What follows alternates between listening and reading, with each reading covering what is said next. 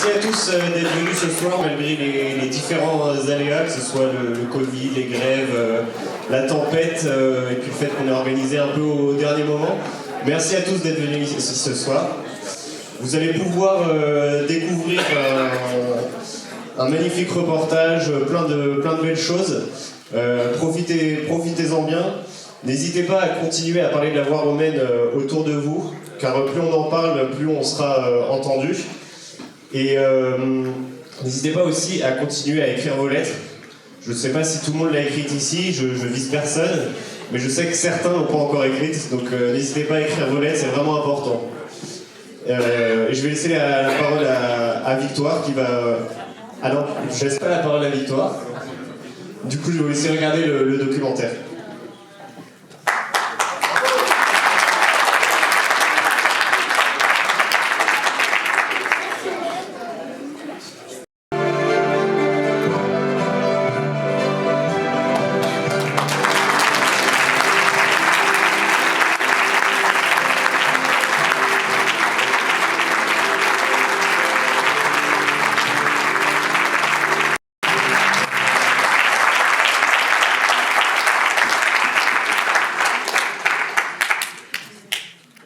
Vous l'aurez compris, du coup, notre association est née vraiment de notre désir de laïque, de manifester notre amour et notre attachement indéfectible pour le rite tridentin. Notre objectif est donc, vous l'aurez compris également, de présenter au Saint-Père à la fois notre fidélité à l'Église, notre attachement à Rome et notre attachement à la messe, de centaines de milliers de fidèles. Nous avons donc voulu filialement nous présenter au Saint-Père et lui dire qui nous sommes, non pas par sentimentalisme ou pour manifester notre subjectivité et la défendre, mais vraiment pour montrer comment le rite tridentin nourrit notre foi, nos engagements dans la vie de l'Église et dans ses missions, et les raisons profondes de cet attachement. C'est pourquoi donc nous avons lancé cet appel, et pour vous en parler, et pour vous parler de tout cet élan qui est né autour de la voie romaine, je voudrais accueillir maintenant Alexia Sevilla, Pauline Debé et Maria-Bélie Brocard, qui s'occupent depuis des semaines de recevoir et de collecter justement toutes ces lettres et qui vont pouvoir nous en parler, vous en parler et vous présenter l'élan qui est né autour d'elles.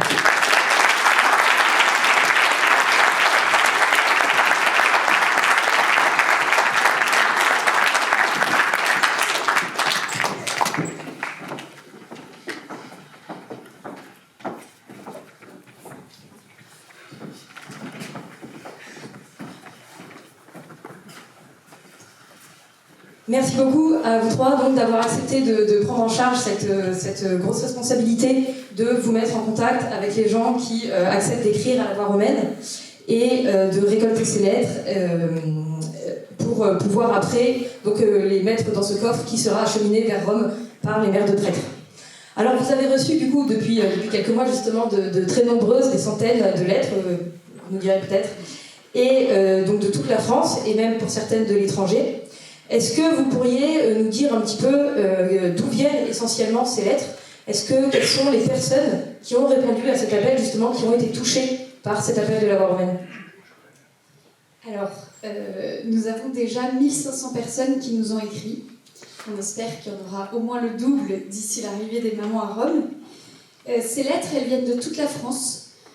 Une majorité de la région parisienne, à peu près 30%.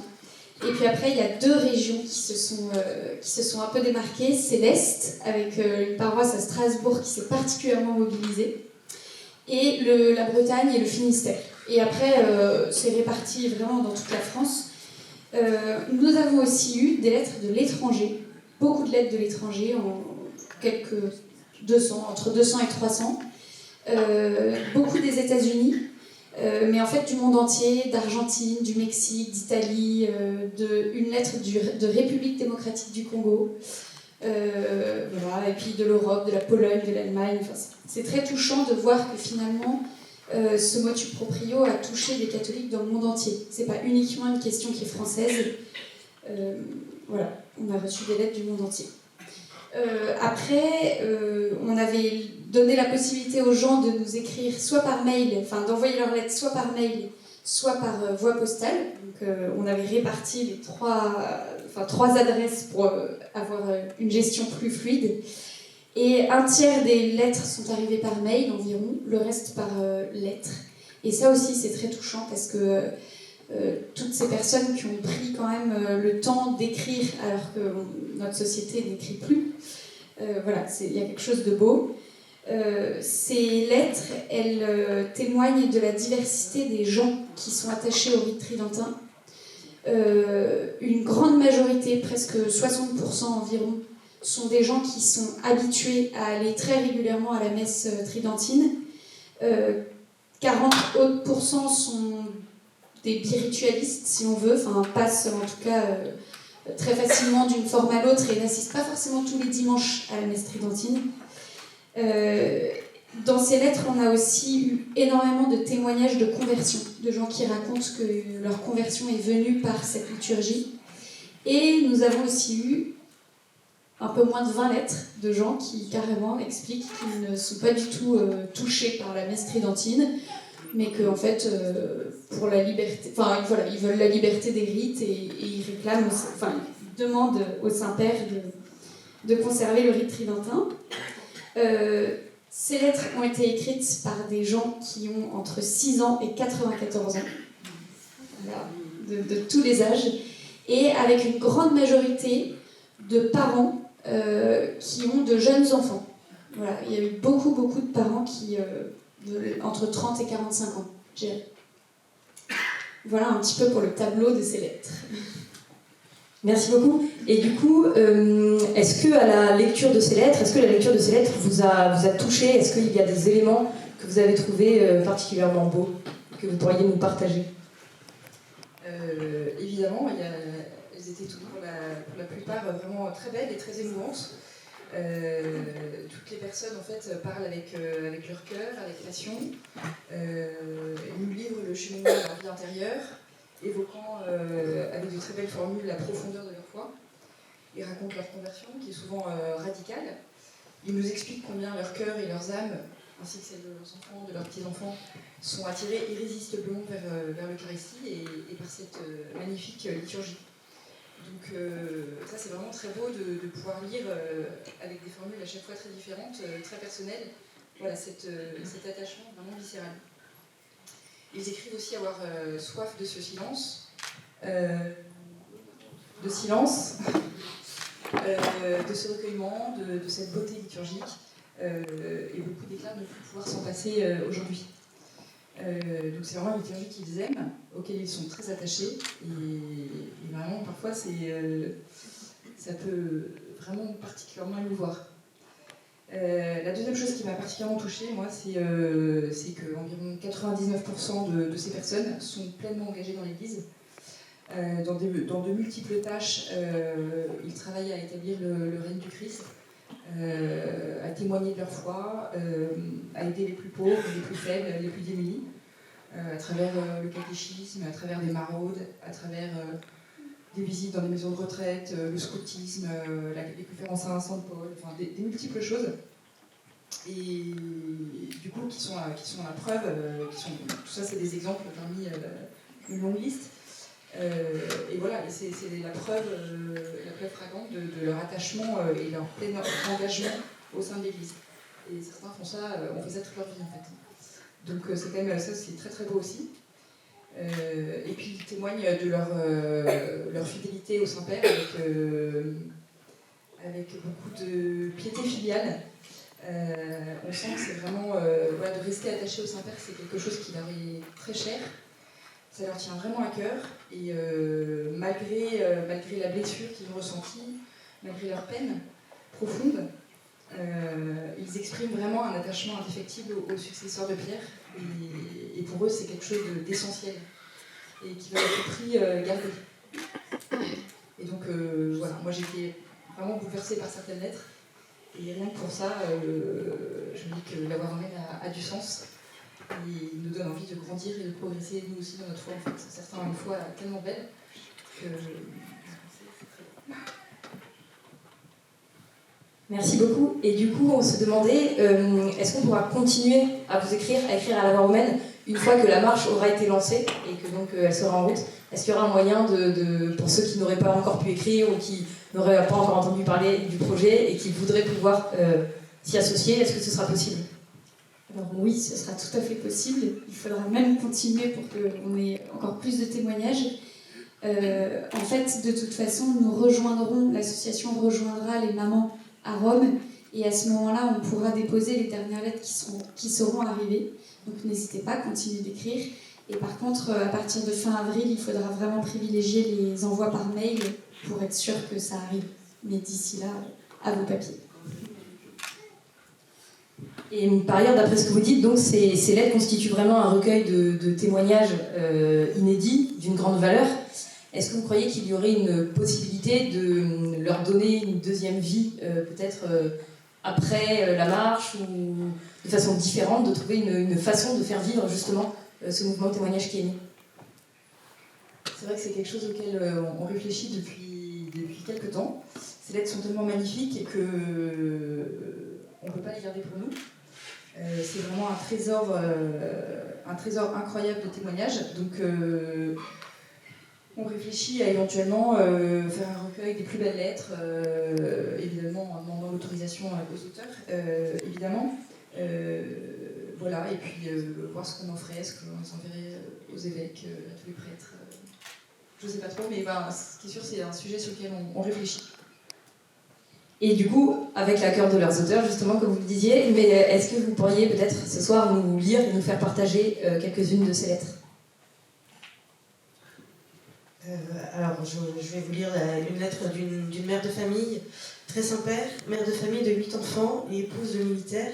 J'habite actuellement à Lille et je suis paroissienne de Saint-Étienne. Ayant déménagé de nombreuses fois, nous avons eu la chance d'être accueillis dans des paroisses variées et nous avons eu à cœur de faire connaître et aimer à nos enfants le rite ordinaire et extraordinaire. Mon amour de l'Église m'a poussé à m'engager en tant que catéchiste à la paroisse et dans les écoles de mes enfants et dans une association d'aide aux femmes enceintes en difficulté. Je peux témoigner de l'accueil très chaleureux des paroisses traditionnelles que nous avons côtoyées.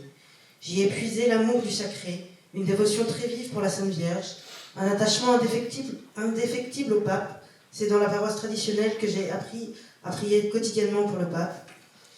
Une bonne habitude de la confession régulière, un désir énorme de faire de notre vie un chemin vers le ciel. La messe traditionnelle me touche par sa liturgie soignée qui me rappelle la grandeur de Dieu. J'aime le silence de l'offertoire qui me permet de rentrer dans la franche conversation avec le Seigneur. J'aime l'encens qui me rappelle Noël. J'aime cet agenouement de tous au moment de la consécration qui me fait toucher du doigt que quelque chose d'immense se joue devant nous. J'aime la diversité, et comme chacun de nos enfants est différent, j'aime goûter aux deux formes du même rite romain. Très Saint-Père, vous qui aimez tant la diversité et qui nous aidez à ouvrir nos cœurs à ce qui est différent de nous, ne nous retirez pas ce trésor qu'est le rite tridentin et qui nous fait grandir dans l'Église. Nous continuons de prier pour vous et pour votre si belle mission en famille.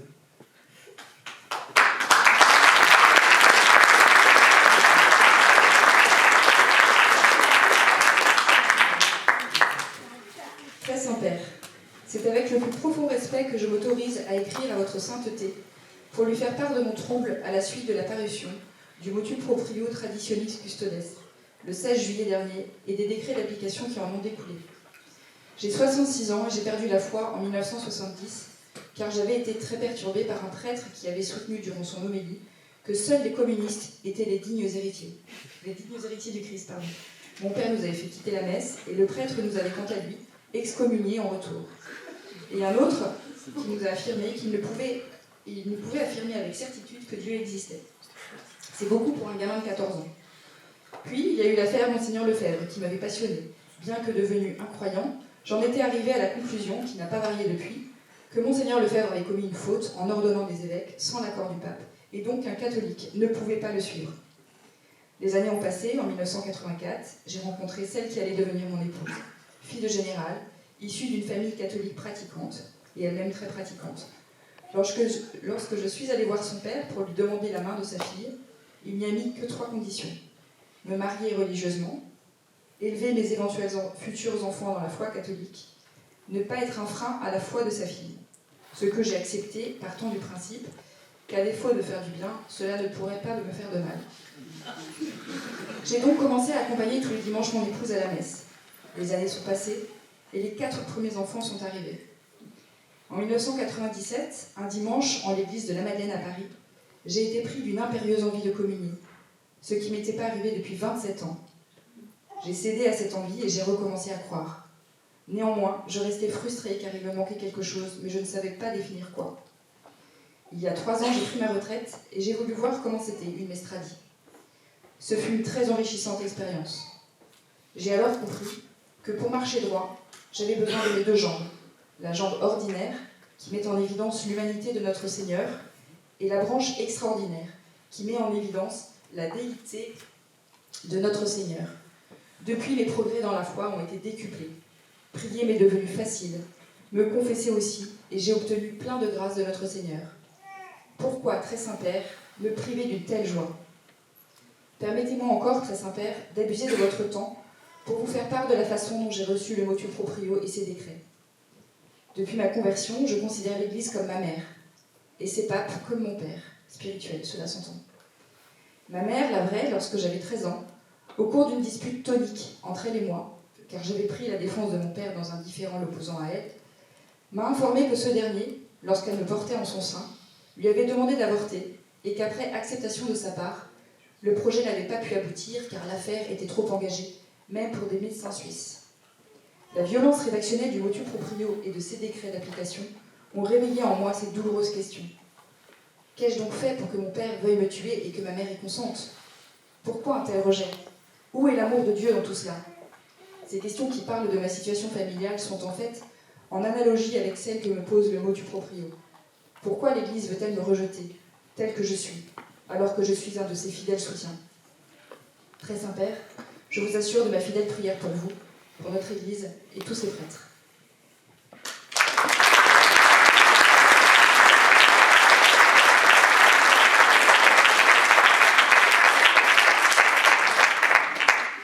Merci beaucoup pour vos réponses et pour tout ce temps accordé à la voix romaine.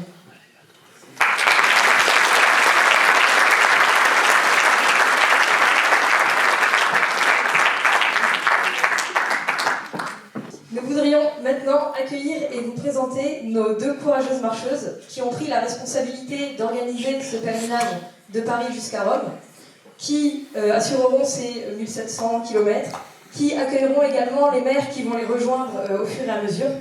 Elles sont du coup les ambassadeurs de notre supplique au pape, parce que de tout temps, ce sont les mères qui sont les soutiens de leurs enfants, ce sont elles qui sont à l'origine de leur vocation, par leur exemple et leur éducation. Ce sont elles qui portent et qui supportent leurs efforts et leurs progrès. Et l'histoire de l'Église est pleine de toutes ces mères à qui nos prêtres et nos évêques doivent leur vocation, de Sainte Monique, en passant par la mère du curé d'Ars, celle de Don Bosco, qui l'accompagnait avec ses garçons. Et tout cela étant bien sûr un prolongement du rôle de la Vierge Marie qui accompagnait son fils de sa naissance jusqu'au pied de la croix et à qui nous avons bien sûr confié la protection de notre marche. C'est pourquoi je voudrais remercier d'abord toutes ces mères qui se sont associées à notre projet, qui vont porter nos lettres, qui vont prier pour nos prêtres, pour l'Église, pour nous. Et pour répondre à nos questions et nous expliquer leur démarche, nous voudrions accueillir, et bien sûr je remercie du fond du cœur, Diane Sevilla et Stéphanie Duboitier.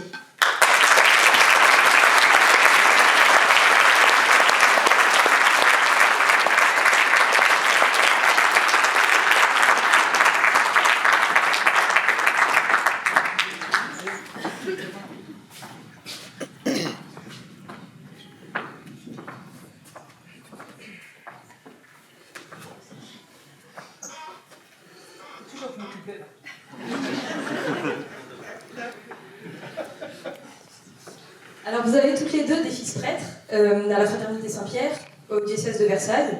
Vous serez accompagnés de nombreuses mères qui ont également des fils dans différents monastères, dans différents instituts ecclésiadei. Et nous voudrions vous demander qu'est-ce qui vous anime en ce moment, à quelques jours, quelques semaines, de vous mettre en route. Alors moi, il y a 3 choses qui m'animent.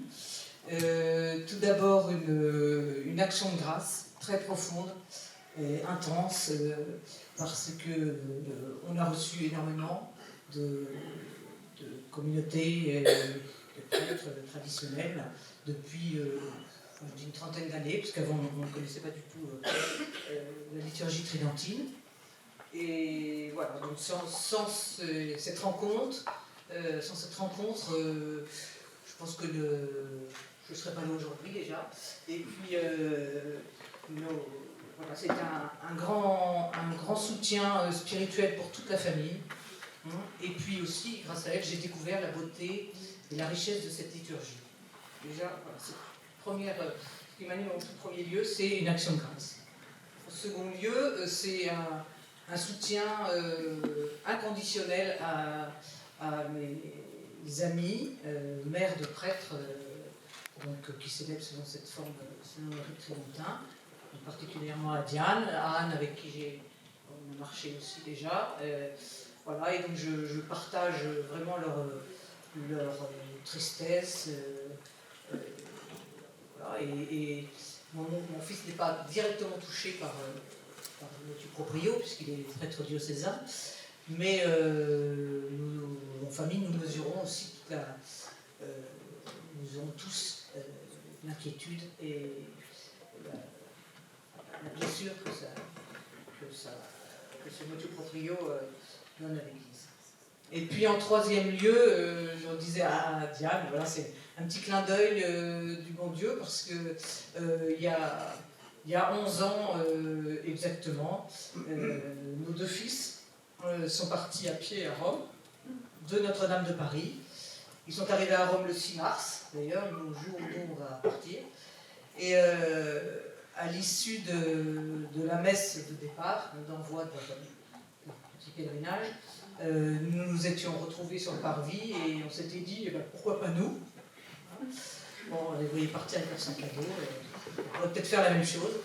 On a commencé par aller à Saint-Jacques, puis à Fatima, puis à Vézelay, à Assise. Mais voilà, ben aujourd'hui se réalise ce vœu. Hein. Et voilà, et puis je pense que c'est un beau signe, parce qu'aujourd'hui, donc, Jérôme est devenu l'abbé Jérôme, Louis est devenu Louis, et l'un est donc à la Fraternité Saint-Pierre, l'autre diocésain, donc je trouve que c'est une belle image d'unité aussi que l'on porte. Voilà.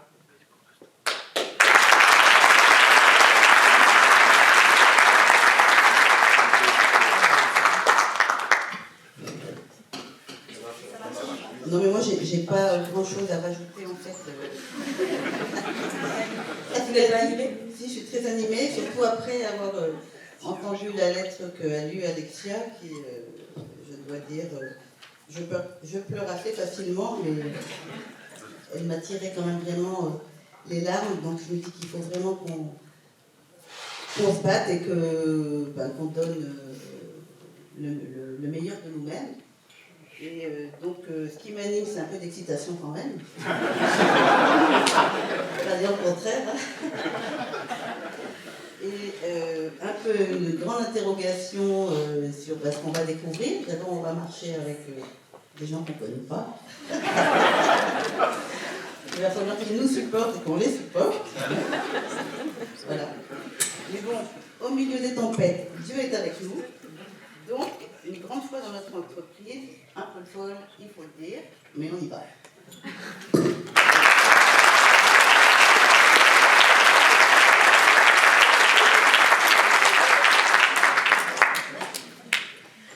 Et donc vous avez décidé lors de cette route, nous avons ensemble prévu donc, que vous emportiez toutes les lettres justement de tous ces catholiques qui ont écrit au pape.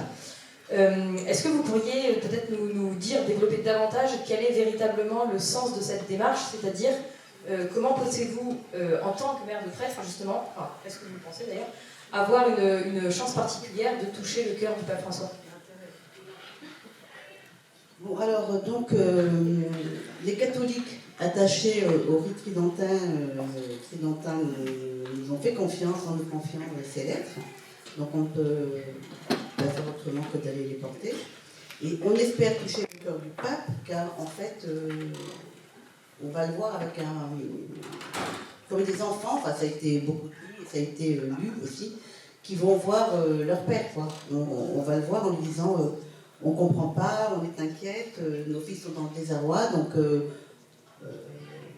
pourquoi? Parce qu'en fait, voilà, qu'avons-nous fait à la limite pour que vous nous punissiez, quoi, ou que vous les punissiez surtout. Donc, on y va vraiment dans ce sens. On a recueilli des centaines de lettres qui vont être placées dans un coffre tiré par une charrette qui est derrière, que Stéphanie va tirer.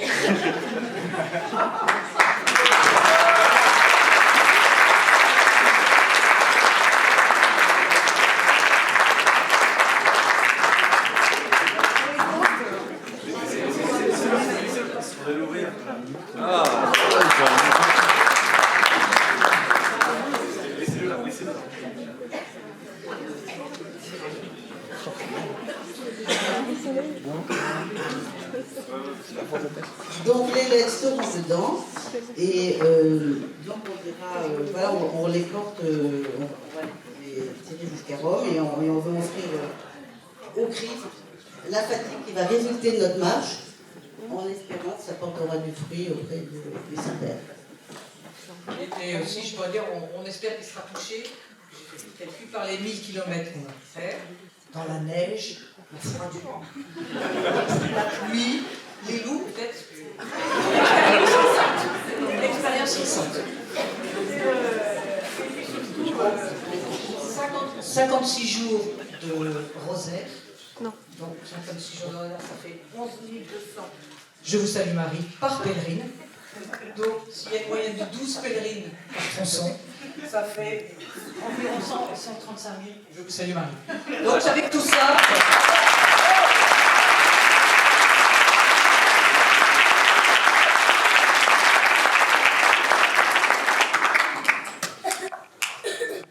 Merci beaucoup pour tous ces mots, Marie. Et une autre question qu'on se posait, donc vous allez marcher pendant ces 2 mois, vous allez traverser toute la France, vous allez traverser une partie de l'Italie, vous allez bien sûr, l'objectif est de pouvoir voir le pape, mais vous allez également, allez-vous en tout cas, rencontrer au fur et à mesure de votre route des évêques, des prêtres, à qui vous pourrez parler de votre marche, de votre démarche, pour justement essayer de diffuser le plus possible notre message à travers tous ces diocèses que vous allez traverser. Ben, oui, on espère rencontrer le plus possible d'évêques. Une vingtaine de diocèses. Et une vingtaine de diocèses. Et encore plus de prêtres. Mais ça, je pense que ça sera plus facile. Donc voilà, oui, on espère. Et à ce jour, quand même... Ah oui, à ce jour.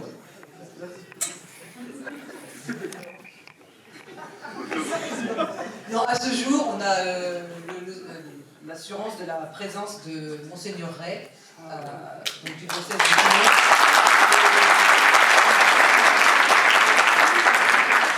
Il viendra célébrer la messe le dimanche 3 avril à 18h à la Saint-Maximin. À Saint-Maximin. Donc rendez-vous le 3 avril à Saint-Maximin. Et en plus des évêques et des prêtres donc, que nous espérons, est-ce qu'il sera possible comment est-il possible de s'associer à votre démarche pour tous ceux qui ne marcheront pas, qui ne peuvent pas ou qui n'en auront pas l'occasion? Comment est-ce qu'on peut s'associer à votre pèlerinage? Et autre question, est-ce qu'il est possible de vous confier du coup, des intentions de prière que vous emporterez avec vous pendant ces 2 mois? Alors pour s'associer à notre pèlerinage, je pense que oui, tout à fait. Enfin, je veux dire, on est très nombreux ici quand même. Donc toutes les personnes qui vont bien vouloir nous accompagner un petit peu comme le pèlerinage de Chartres, il y a des anges gardiens, en s'engageant toute seule, parce qu'en fait il n'y a pas eu de publicité autour de ça. Je crois qu'il devait y avoir quelque chose finalement. Si, ça a été fait. Ça va être fait, bon, très bien. Voilà, peut-être s'engager à dire une dizaine de Je vous salue Marie par jour, ou oh là là. Pas moi. Tu as un problème avec le Je jeu. préfère marcher que jeûner. Donc voilà, vous allez retourner sur le site et puis vous allez pouvoir voir ce que vous allez pouvoir faire. Et en ce qui concerne les intentions, oui bien sûr, mais alors là aussi sur le site, je ne sais pas trop comment. Parce qu'une fois qu'on sera parti, on va aller dans les intentions. Les pigeons voyageurs, ça marche pas mal. On organisera en tous les cas pour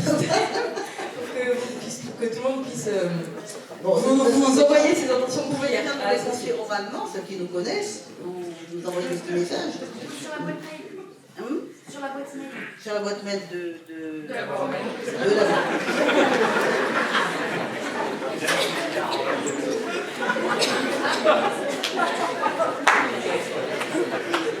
On est très bonne pour les interviews quand même.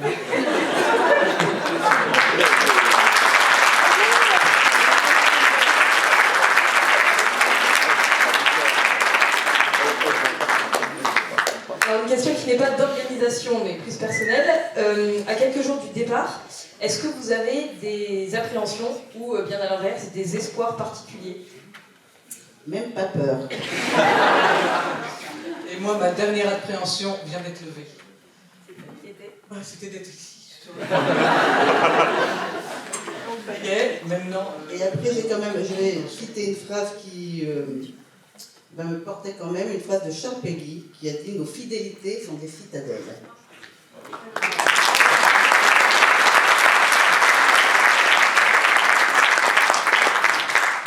Moi, j'en citerai une aussi pour... Pas de reste, hein, quand même. Non. Et qui est du pape de Saint Pie X, et qui dit que la vocation sacerdotale vient du cœur de Dieu, mais elle passe par le cœur de la mer. Wow.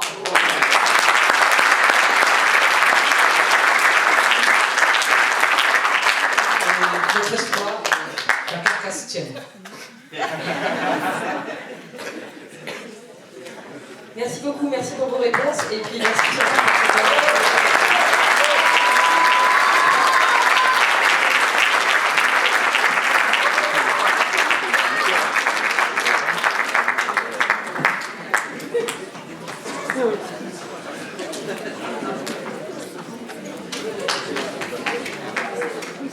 votre remercier chaleureusement toutes les bonnes volontés qui ont accepté de nous ouvrir leur maison pour accueillir la marche, de nous apporter leur aide logistique pour accompagner les marcheuses, de nous apporter leur soutien.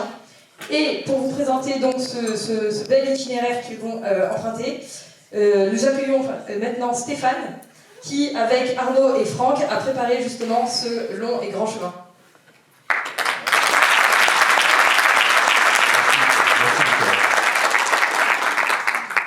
Donc, après tous ces beaux témoignages et ces belles vidéos, je vous demande encore 5 minutes avant de fêter cela. Pour une présentation de cette fameuse marche, une longue marche. Ah bon, ça c'est mieux comme ça. Cette longue marche, en fait, il a fallu la construire. Tous les chemins mènent à Rome, évidemment, encore faut-il y aller. Donc on a fait quelques points de passage au départ. On s'est dit, ok, comment est-ce qu'on va construire? On a 56 jours, on a 1700 km à faire a priori. On veut passer par Vézelay, on veut passer par Paris-le-Monial et d'autres points encore. Alors on a dit 30 km par jour pendant 2 mois, ça va être compliqué. Donc on s'est dit, il faut demander de l'aide. Il faut trouver en fait une étape chaque jour, tous les 20 km environ, et trouver donc un hébergement chaque jour de la marche. Alors 1700 km en 56 jours, ça faisait beaucoup, donc il y aura un petit peu de voiture pour franchir certains tronçons dans lesquels nous n'avons pas trouvé d'hébergement. Comme vous le savez, nous partirons le 6 mars de Paris avec 9 marcheuses. Alors la logistique, elle sera assurée par 2 pères de famille au départ, mais chaque semaine ça va changer. Ce sont des pères ou des mères de famille qui viendront donc conduire les 2 voitures qui permettront de transporter soit des lipicots, soit des sacs, soit de l'alimentation en attendance. Et éventuellement, une voie, donc, de quoi transporter en fait toutes ces marcheuses entre 2 bivouacs. En moyenne, par tronçon, donc par semaine, il y aura 125-127 km, entre 125 et 135 km par tronçon. Sur ce premier tronçon, nous passerons à Vézelay, au lieu de pèlerinage évidemment. Ensuite, Paris-le-Monial. Et nous arriverons à As le 12 mars. Dans le tronçon suivant, nous irons jusqu'à Trior, mais nous passerons par Dardilly. Dardilly, c'est le village natal du Saint Curé d'Ars. Les marcheuses visiteront la maison familiale de Jean-Marie Vianney. le pape Jean-Paul II était venu se recueillir en 1986 à l'occasion du bicentenaire de la naissance de Saint Jean-Marie Vianney.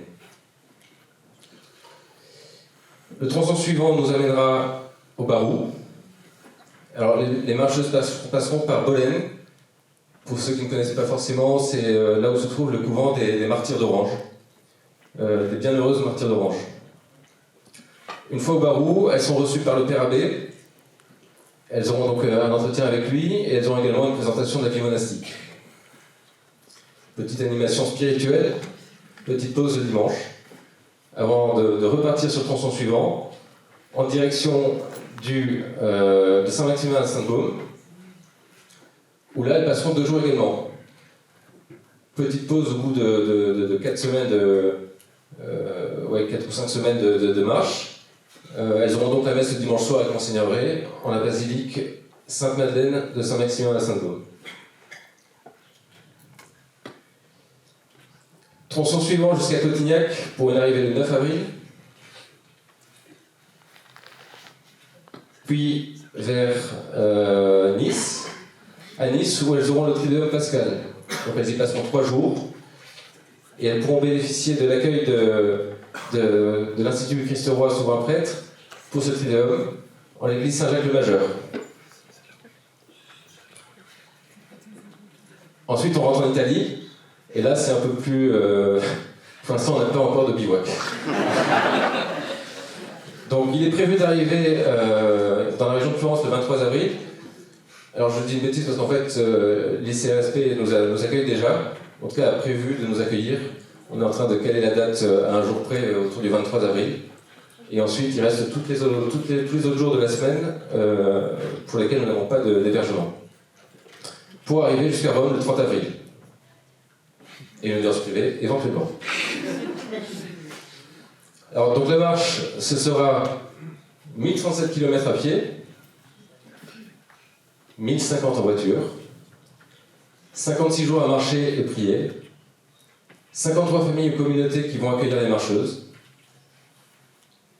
14 anges gardiens, d'autres anges gardiens qui conduiront les voitures derrière les marcheuses, 45 marcheuses vont se relayer, dont 6 qui feront l'ensemble du parcours. Alors la marche, elle se fera, comme je vous le disais, si nous trouvons des hébergements en Italie.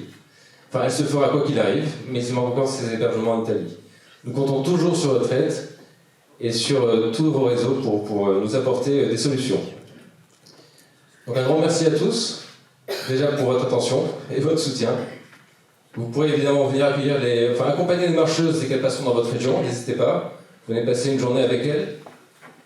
Nous ne pourrons pas assurer votre intendance ou votre logistique, mais n'hésitez pas à les rejoindre ou à marcher avec elles.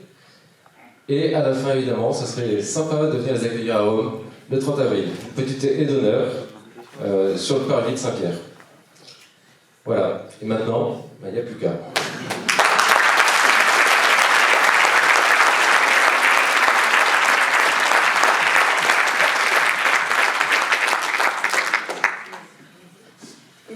Avant de conclure, comme malheureusement nous ne sommes pas de purs esprits, nos entreprises coûtent cher et nous avons évidemment des besoins financiers importants. Nous voudrions tout de suite remercier vraiment tous nos généreux donateurs qui nous ont permis de lancer l'association, d'ouvrir notre site, d'organiser cette soirée, de faire déjà ce qui a pu être mis en place. Et pour vous expliquer maintenant nos besoins, je cède la parole à Rémi Massorigno qui a accepté de prendre en charge cette ingrate, bien que lucrative, responsabilité.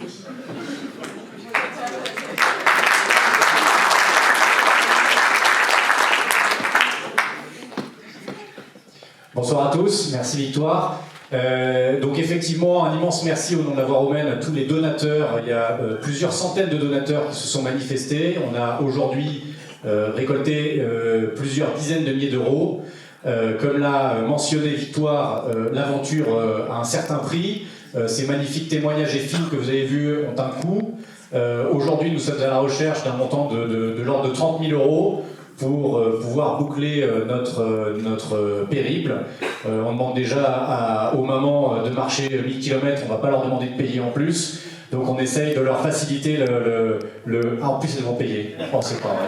Donc elles vont payer en plus. Donc voilà. Donc il nous reste encore pas mal de choses à financer. Merci pour votre aide, n'hésitez pas. Il y aura une quête à l'issue de cette soirée et un stand dont nous sommes preneurs de toutes les différentes formes de paiement où nous nous arrangerons. Encore merci et je laisse la parole à Victoire. Avec un amour de l'Église sans borne, avec surtout un optimisme infaillible qui force l'admiration.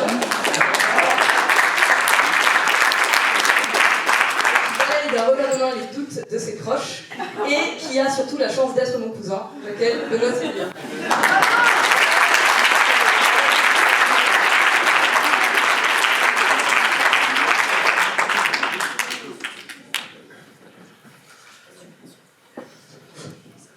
Oui.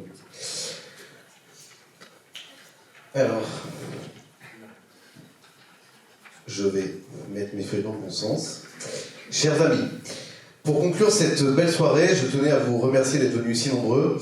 Cette salle bondée témoigne encore de l'émoi partagé par les nombreux chrétiens que nous sommes et bien d'autres qui ne sont pas là ce soir face au risque de voir disparaître de l'église le rite tridentin. Mais je tiens aussi à vous parler de cette équipe incroyable de la voie romaine qui travaille sans relâche depuis 5 mois désormais, au rythme de réunions hebdomadaires interminables, de centaines d'heures de travail. Ils ont réussi en un temps record depuis toutes ces semaines. Et enfin, cette fameuse marche de plus de 1000 km entre Paris et Rome. Alors, les renoncements qu'il leur a fallu accepter pour se lancer dans une telle aventure, leur abnégation et leur enthousiasme débordant méritent des salves d'applaudissements. Je vais tous terminer notre coordinateur général, Gonzague Debé. Sa femme, Pauline Debé, qui est au secrétariat, mais aussi Marie-Amélie Brocard et Alexia Sevilla. Au pôle la Constitution Ecclésiadie, Fabien Villefausse. Au pôle diocèse, Louis-Charles Néraud, Yves-Marie Sevilla, Étienne Touraille, Charles Brunelet, Pierre Alban Guézot. Au pôle digital, Cyril Benourcy. Au pôle communication, Victoire de Gégère et Brie Leclerc. Au pôle réseaux sociaux, François, Hélène, Dimitri, Romain, Roland, Louis, Baudouin, Damien. Au pôle média, Nicolas Sevilla. Au pôle financement, Rémi Massoregno. Notre super trésorière, Amélie Bonneau. Au pôle romain, Philippe Duparc. Au pôle construction de la Charrette, Jacques de Tarragon, mais aussi ce soir Clémence Touche qui est venue avec son équipe pour vous accueillir, Étienne Sevilla qui nous a préparé un super pot. Je tiens à remercier toute cette équipe qui véritablement, comme vous pouvez le voir ce soir, travaille en besoin de toute la chance.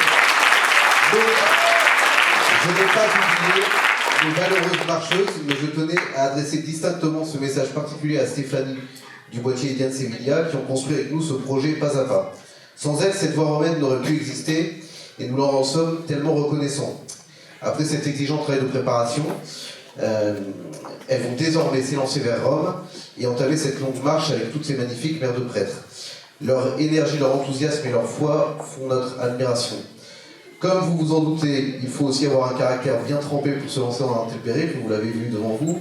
Et à ce titre, je ne peux que souhaiter bonne chance à celles qui vont les accompagner. Voilà, à 2 semaines du grand départ de cette marche, nous pouvons déjà nous réjouir du large écho dont a bénéficié la voie romaine au sein de nombreux médias qui la suivent, à la fois en France mais aussi à l'étranger. L'aide précieuse de grandes associations comme Notre-Dame de Chrétienté ou Renaissance catholique, qui œuvrent depuis de longues années à la promotion du rite tridentin, ont encore permis à l'initiative de la voie romaine de se diffuser très vite. Je les remercie, vous pouvez aussi les applaudir. Aussi par de nombreux prêtres qui ont encouragé leurs paroissiens à écrire, la voie romaine a reçu depuis plusieurs semaines une pluie de lettres qui témoignent de ce triple amour du Christ, de l'Église et du rite tridentin partagé par tant de chrétiens. Notre espérance est grande que cette supplique portée par la voie romaine soit entendue par le pape.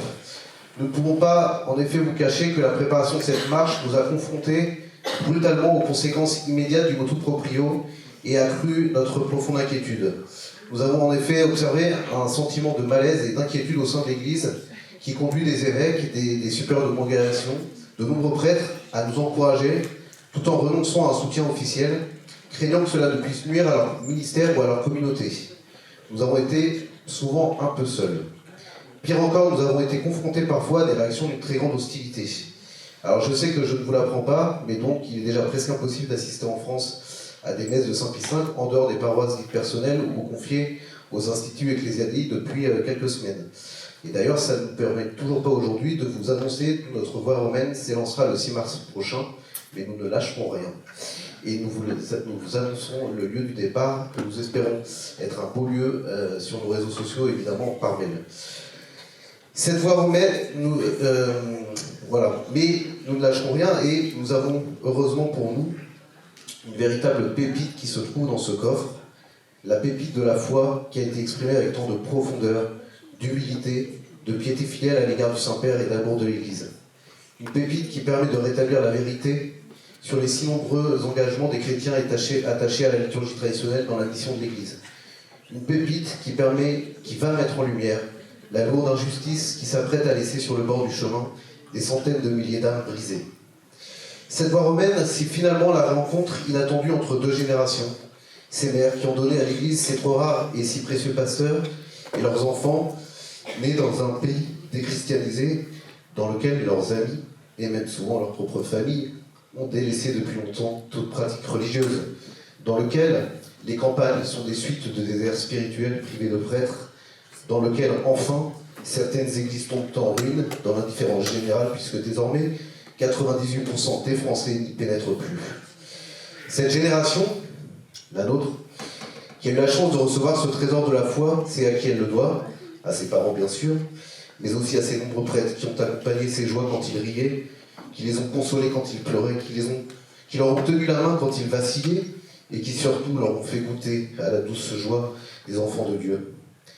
Parmi ceux-là habite dans mon cœur un homme incroyable, un curé de feu, à qui je dois tant et Dieu du ciel, cher abbé coiffé, monsieur l'abbé, je vous supplie de nous aider dans ce combat si difficile. Un combat inexplicable, incompréhensible, un combat qui n'aurait jamais dû exister, un de plus, dans lequel il a fallu nous lancer à corps perdu, malgré la fatigue et les soucis qui habitent déjà nos quotidiens bien chargés. Alors, messieurs les abbés, qui avaient reçu de la Sainte Église catholique et romaine ce rite, nous ne vous laisserons jamais tomber. Ou alors il faudra nous arracher l'âme et le cœur. Nous savons les renoncements qu'il vous a fallu accepter pour répondre à l'appel exigeant de la vocation religieuse. Vous pouvez compter sur nous. Nous ne pouvons pas croire que l'Église puisse abandonner ces quelques sources spirituelles qui jaillissent encore, irriguées pour certaines d'entre elles par la liturgie tridentine, trésor inestimable qui constitue plus que jamais un vecteur puissant de transmission de la foi. Il suffit d'ailleurs de constater la vitalité des paroisses attachées à ce rite, la joie, la grande joie qui habite ses fidèles et les vocations abondantes chaque année. Alors, tous les chemins mènent à Rome. L'Église est riche de nombreux ordres monastiques, d'innombrables communautés religieuses, de multiples rites formant ces nombreux chemins qui nous mènent vers Rome, mère de notre unité. Tous les chemins mènent à Rome, ce sera l'étendard de notre marche qui emprunte la voie romaine pour faire entendre les milliers de voix de ces chrétiens amoureux du rite tridentin, profondément missionnaires et pleinement d'Église. Mon Dieu, ayez pitié de nous, vive l'Église et vive la voie romaine.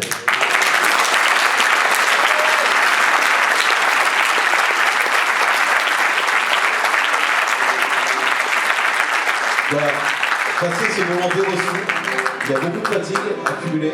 Nous serons heureux de partager un verre avec vous maintenant.